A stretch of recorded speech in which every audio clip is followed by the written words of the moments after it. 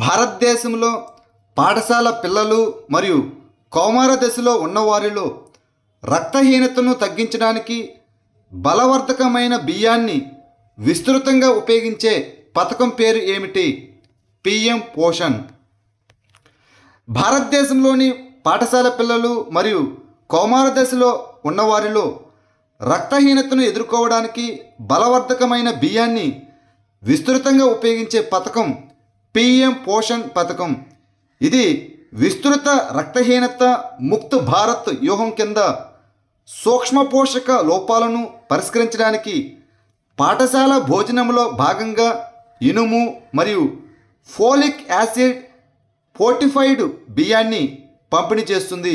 August 2025లో భారతదేశం ఏ సంస్థ యొక్క కార్యనిర్వాహక బోర్డు చైర్మన్గా ఎన్నికైంది?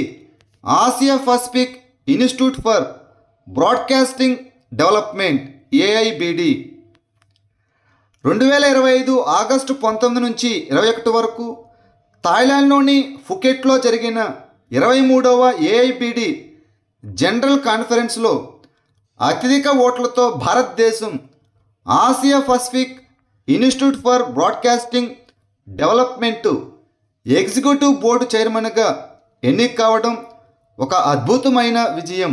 తదుపరితరం సంస్కరణలను వేగవంతం చేయడానికి మరియు వికసిత్ భారత్ దార్శనికతను సాధించడానికి భారత ప్రభుత్వం ఏర్పాటు చేసిన 2 ఉన్నత స్థాయి కమిటీలకు ఎవరు నాయకత్వం వహిస్తున్నారు?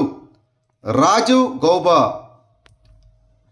మాజీ కేబినెట్ కార్యదర్శి మరియు పూర్తి సమయం నీతి ఆయోగ్ సభ్యుడైన రాజీవ్ గౌబా తదుపరి తరం సంస్కరణను వేగవంతం చేయడానికి మరియు వికసిత్ భారత్ దార్శనికతను సాధించడానికి ఏర్పడిన 2 ఉన్నత స్థాయి కమిటీలకు నాయకత్వం వహిస్తున్నారు.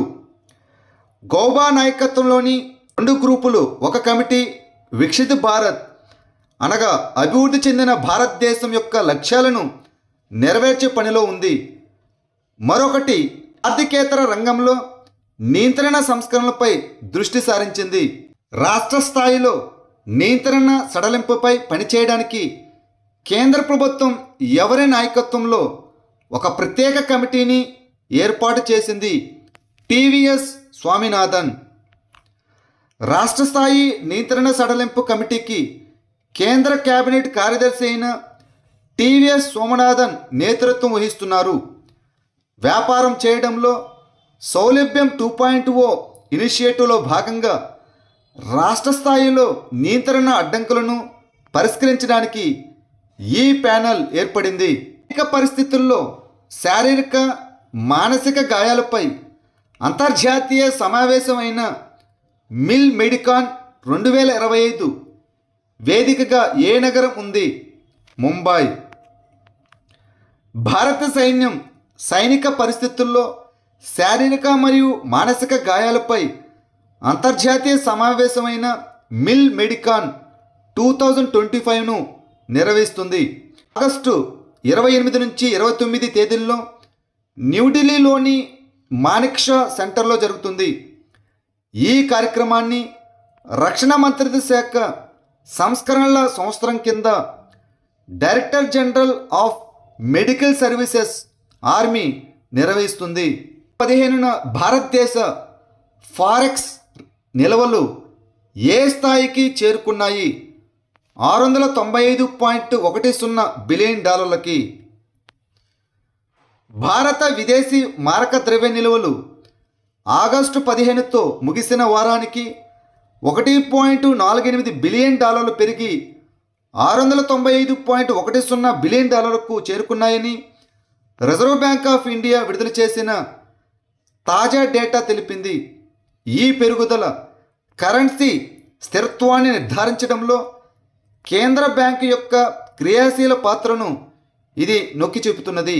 భారతదేశంలో జాతీయ అంతరిక్ష దినోత్సవాన్ని ఏ చారిత్రాత్మక విజయాన్ని గుర్తు చేసుకోవడానికి జరుపుకుంటారు? చంద్రయాన్-3 విజయవంతమైన ల్యాండింగ్. 2025 నాటి థీమ్ వచ్చి ఆర్యభట్ట నుండి గగనయాన్ ప్రాచీన జ్ఞానం నుండి అనంత అవకాశాల వరకు ఆగస్టు 23, 2023న చంద్రయాన్-3 మిషన్ యొక్క విక్రమ్ ల్యాండర్ యొక్క విజయవంతమైన సాఫ్ట్ ల్యాండింగ్ మరియు చంద్రునిపై ప్రజ్ఞాన్ రోవర్ మోహరించిన సంఘటనను గుర్తు చేసుకుంటుంది. SASCI పథకం కింద భారతదేశంలో పర్యాటక ప్రాజెక్టులకు కేంద్ర ప్రభుత్వం ఎంత శాతం మూలధన సహాయం అందిస్తుంది? 100%. ప్రపంచ స్థాయిలో ప్రసిద్ధ పర్యాటక కేంద్రాలను అభివృద్ధి చేయడానికి మరియు ప్రోత్సహించడానికి భారతదేశంలో పర్యాటక మంత్రిత్వ శాఖ ప్రత్యేక సహాయ రాష్ట్రాలకు మూలధన పెట్టుబడి అనగా SASCI పథకాన్ని ప్రారంభించింది. ఇది 100% కేంద్ర నిధులతో 3295.76 కోట్లకు 40 ప్రాజెక్టులు మంజూరు చేయబడ్డాయి. భారత ప్రభుత్వం అభివృద్ధికి నిధులు సమకూరుస్తుంది. రాష్ట్ర ప్రభుత్వాలు దీనిని నిర్వహిస్తాయి. ప్రాజెక్టులు స్థానిక ఆర్థిక వ్యవస్థను పెంచుతాయని మరియు స్థానిక చేతివృత్తుల వారు మరియు సమాజాలకు అవకాశాలను సృష్టిస్తాయని భావిస్తున్నారు.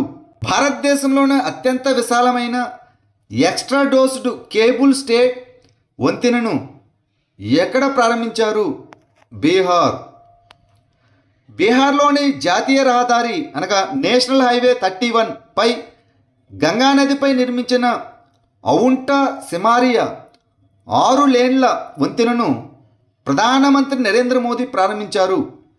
ఈ వంతెన మోకామాలోని ఔంటా సూటును బెగుసరాయ్లోని సిమారియాతో కలుపుతుంది మరియు 34 మీటర్ల వెడల్పుతో 1.86 కిలోమీటర్లు విస్తరించి ఉంది.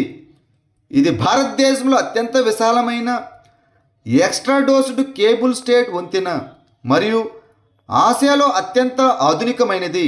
ఆగస్టు 22న rethinking home stay navigating policy pathways అనే నివేదికను ఎవరు విడుదల చేశారు? నీతి ఆయోగ్. భారతదేశ పర్యాటక రంగంలో హోమ్ స్టేలు మరియు బిఎన్బిల సామర్థ్యాన్ని అన్లాక్ చేయడానికి వ్యూహాత్మక రోడ్ మ్యాప్ను అందిస్తూ నీతి ఆయోగ్ రీథింకింగ్ హోమ్ స్టేలు నావిగేటింగ్ పాలసీ పాత్వేస్ అనే నివేదికను విడుదల చేసింది. ఈ నివేదిక సాంస్కృతిక ఇమర్షన్, స్థానిక వ్యవస్థాపకత, ఉపాధి కల్పన మరియు పర్యాటక భద్రత, వారసత్వ రక్షణ మరియు స్థిరమైన వృద్ధిని చేకూరుస్తుంది. ఇటీవల వార్తల్లో కనిపించిన గోల్డెన్ డోమ్ క్షిపణి రక్షణ వ్యవస్థ ఏ దేశానికి చెందినది? United states of America. America అధ్యక్షుడు డొనాల్డ్ ట్రంప్ ఇటీవల అమెరికా కోసం $175 బిలియన్ గోల్డెన్ డోమ్ క్షిపణి రక్షణ కవచాన్ని ప్రకటించారు. ఇది అధునాతన క్షిపణి ముప్పుల నుండి దేశాన్ని రక్షించడానికి రూపొందించబడిన భూమి మరియు అంతరిక్ష ఆధారిత వ్యవస్థ.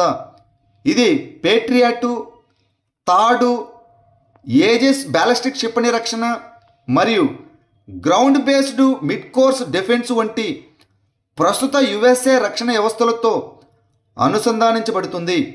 లేదా విశ్వాసం ఆధారంగా హింసాత్మక చర్యల బాధితులను స్మరించుకునే అంతర్జాతీయ దినోత్సవంగా ఏ రోజును పాటిస్తారు? ఆగస్టు 22న. మతం లేదా విశ్వాసం ఆధారంగా హింసాత్మక చర్యల బాధితులను స్మరించుకునే అంతర్జాతీయ దినోత్సవాన్ని ప్రతి సంవత్సరం ఆగస్టు 22న జరుపుకుంటారు. దీనిని ఐక్యరాజ్యసమితి జనరల్ అసెంబ్లీ తీర్మానం ARES 73/296 ద్వారా స్థాపించారు. ఈ దినోత్సవం వారి మతం లేదా విశ్వాసం కారణంగా హింసను ఎదుర్కొన్న వ్యక్తులు మరియు సంఘాలను ఇది గౌరవిస్తుంది.